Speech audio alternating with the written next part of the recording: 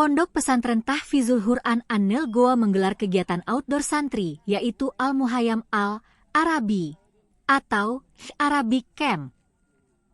Kegiatan ini digelar di Parabus Camp Malino mulai 30 sampai 31 Oktober 2024. Kegiatan mengusung tema, dengan Al-Quran derajat ditinggikan, dengan bahasa Arab pengetahuan diperoleh.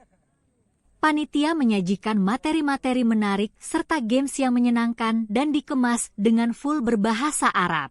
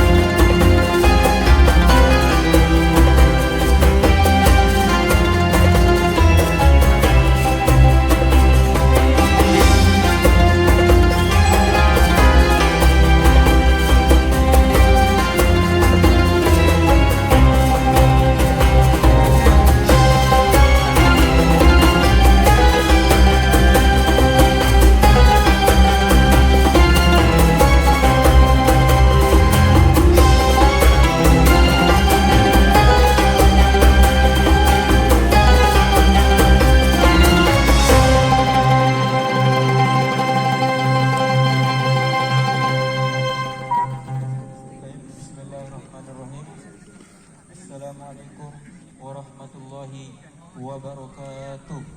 Waalaikumsalam warahmatullahi wabarakatuh.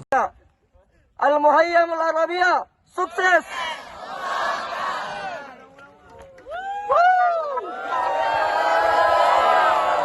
Satu. Al-Muhayyam Al-Arabiyah, sukses!